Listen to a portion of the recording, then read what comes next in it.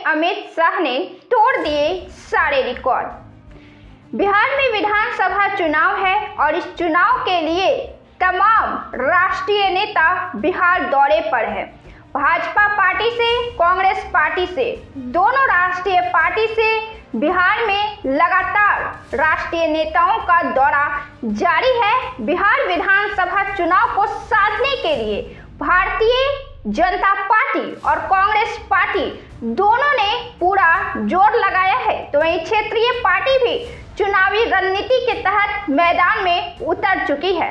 इस बार के चुनाव में जदयू भाजपा गठबंधन में है, यानी नीतीश कुमार और प्रधानमंत्री मोदी दोनों एक साथ इस साल बिहार विधानसभा चुनाव लड़ने वाले हैं। उधर महागठबंधन में राजद, कांग्रेस, मुकेश सहनी की पार्टी है। दोनों तरफ से मुकाबला काफी दमदार है, क्योंकि एक एक सीटों के लिए दोनों पार्टियां, दोनों गठबंधन पूरा जोर लगाए हुए हैं। इस बार अमित शाह बिहार दौरे पर 2 दिन के लिए आए हुए हैं। इस दौरे में अमित शाह ने तमाम रिकॉर्ड तोड़ दिया है। अब से पहले जब अमित शाह बिहार दौरे पर आया करते थे तो वे लालू यादव को काफी खरी खोटी सुनाया करते थे। अभी फरवरी माह में ही प्रधानमंत्री मोदी जब भागलपुर में आए तो उन्होंने भी लालू यादव पर काफी खरी खोटी सुनाया, जंगल राज का हवाला दिया, काफी अटैक राष्ट्रीय जनता दल पर किए। लेकिन इस बार अमित शाह का पूरा मूड बदला हुआ है। इस बार अमित शाह ने लालू यादव और राष्ट्रीय जनता दल का जिक्र तो किया ही, लेकिन उस अंदाज में नहीं जिस तरीके से इससे पहले अब तक वे करते आए हैं। इस बार अमित शाह ने पूरा और पूरा फोकस चुनाव को जीतने के लिए किया है। इस बार भारतीय जनता पार्टी ने अपनी रणनीति में बदलाव किया है और वे राष्ट्रीय जनता दल पर अटैक के बजाय उन तमाम कामों को अब जनता के सामने रख रहे हैं, जिससे जनता सीधे सीधे सरकार की तरफ आकर्षित होगी। सरकार ने क्या क्या काम किया है उसे अमित शाह पूरे दमखम से बता रहे हैं, प्रचार प्रसार कर रहे हैं। प्रधानमंत्री मोदी के कामों का, भारतीय जनता पार्टी के कामों का, और इस बार लालू यादव पर अटैकिंग मोड में अधिक नहीं है। लेकिन वही विपक्ष उन तमाम मुद्दों को एक एक कर ला रहा है, जिससे सरकार की घेराबंदी की जाए और जनता के दिमाग में यह डाला जाए कि भारतीय जनता पार्टी और एनडीए की सरकार वे काम नहीं कर पा रही है जो जनता की सबसे अहम जरूरतें हैं। बेरोजगार का मुद्दा, महंगाई का मुद्दा, भ्रष्टाचार का मुद्दा, अपराध का मुद्दा, लेकिन सरकार उन तमाम कामों को गिना रही है जो उन्होंने किया है और बिहार में विकास को रफ्तार दिया है।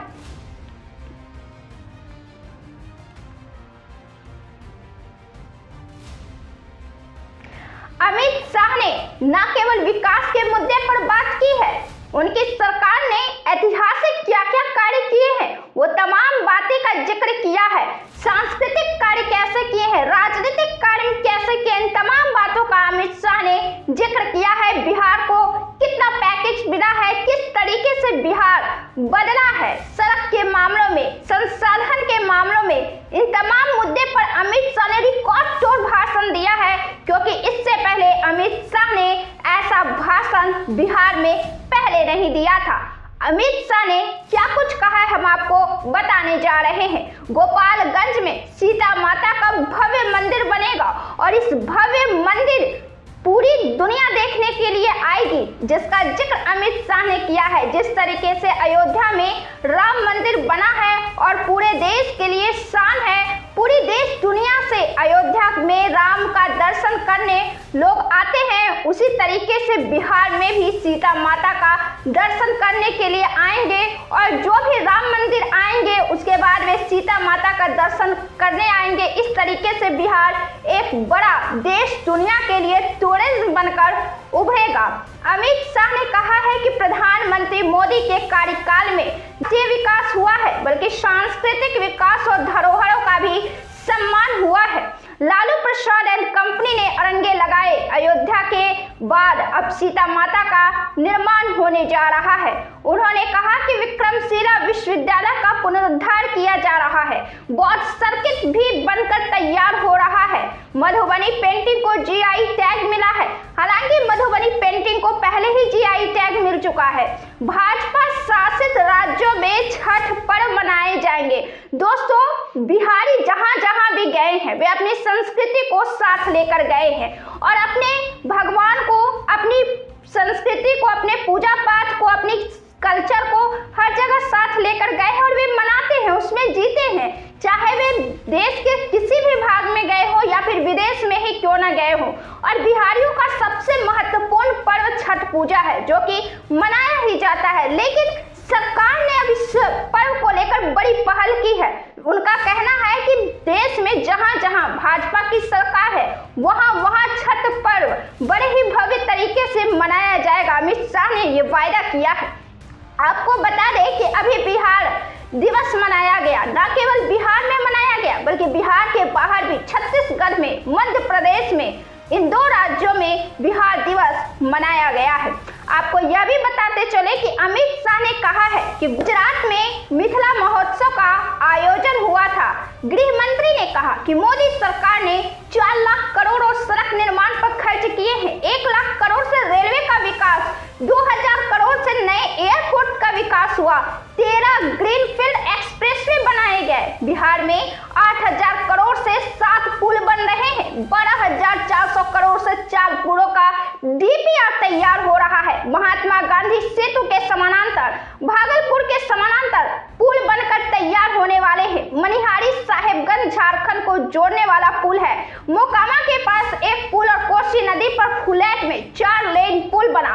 31,000 करोड़ से 5,000 किलोमीटर नई रेल लाइन बिछाई गई। उन्होंने कहा कि मखाना बोर्ड बनाकर किसानों को सशक्त किया गया। हर किसान को प्रति वर्ष 6,000 किसान सम्मान निधि उनके खाते में भेजे गए। मक्का संशोधन केंद्र में 1100 करोड़ खर्च कर मक्का को एमएसपी पर खरीदारी की गई। बरौनी उर्वरक रसायन लिमिटेड स्थापित हुआ।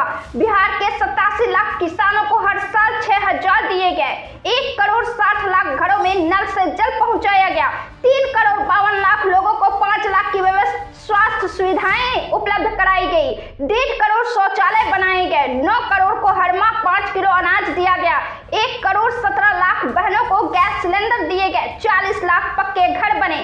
गृह मंत्री ने यह भी कहा कि पीएम मोदी ने देश में ऐसे काम किए हैं जिनकी आजादी के बाद राजनीति में कोई तुलना नहीं है। 7 करोड़ गरीबों को आगे बढ़ाया है। कश्मीर में धारा को समाप्त किया है और उसे भारत में अस्थायी रूप से जोड़ दिया है। नक्सलवाद, आतंकवाद आज अंतिम सांसें ले रहा है। भाजपा के पूर्व राष्ट्रीय अध्यक्ष अमित शाह ने बिहार को बाढ़ मुक्त बनाने का वायदा कर दिया है। उन्होंने कहा है कि इसके लिए 5 साल का समय हमें दे दीजिए, हम अगले 5 सालों में बाढ़ का पूरा खात्मा कर देंगे। हालांकि इसके पहले भी यह उम्मीदें जताई गई है भाजपा की तरफ से कि बिहार को बाढ़ के मामले में सुदृढ़ बनाया जाएगा, बाढ़ का निदान किया जाएगा। एनडीए की सरकार बनाने का उन्होंने लोगों से अपील की है। उन्होंने यह भी कहा है कि बिहार को हमेशा के लिए बाढ़ से मुक्त कर देंगे, लेकिन बिहार से मुक्त करने के लिए सबसे पहले नेपाल में हस्तक्षेप की आवश्यकता है। गृह मंत्री ने यह भी कहा कि मोदी सरकार ने पश्चिम कोसी नहर के लिए वित्तीय सहायता प्रदान की है। इससे 5,000 हेक्टेयर की सिंचाई होगी। उन्होंने कहा है कि देश को बिहार ने नया रास्ता दिखाया है। आजकल बिहार की काफी तारीफें हो रही है, काफी जयगान हो रहा है, चाहे वह स्वतंत्रता संग्राम हो या लोकनायक जयप्रकाश नारायण का लोकतंत्र बचाने का आंदोलन। गोपालगंज और बिहार की भूमिका महत्वपूर्ण रही है। अमित शाह ने कहा कि जब जब मोदी जी वोट मांगने आए उनकी झोली कमल के फूल से भरने का काम हुआ है। आप लोगों ने उन्हें जिताने का काम किया है। मोदी जी ने 10 साल में कई सारे विकास कार्य किए हैं जो 65 साल तक कांग्रेस नहीं कर पाई है।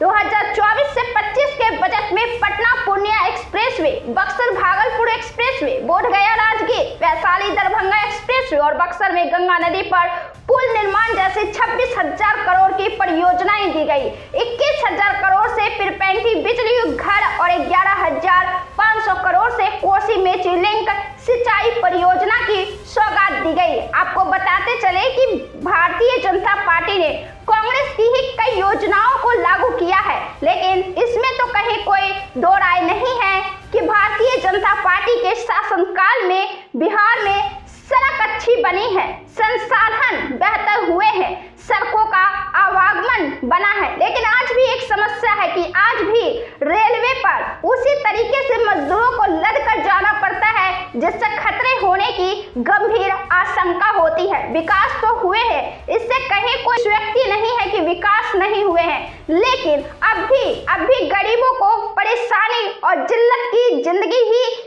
झेलनी पड़ती है, खासकर यात्रा के दौरान। इस पर अमित शाह को बात करनी चाहिए और विरोधी पार्टी इसी पर घेरते हैं कि इनका क्या होगा, इन्हें कैसे तमाम सुविधाएं मिलेंगी। आपके हिसाब से प्रधानमंत्री मोदी, एनडीए की सरकार और नीतीश कुमार ने कौन-कौन से अच्छे विकास कार्य किए हैं और बिहार में कौन-कौन से महत्वपूर्ण काम ऐसे हैं जो इन सरकार को करने की आवश्यकता है, उन्हें अपनी प्राथमिक लिस्ट में डालने की जरूरत है। अपना जवाब जरूर दें। बिहार और देश की तमाम राजनीतिक खबरों से जुड़े रहने के लिए बने रहें हमारे साथ।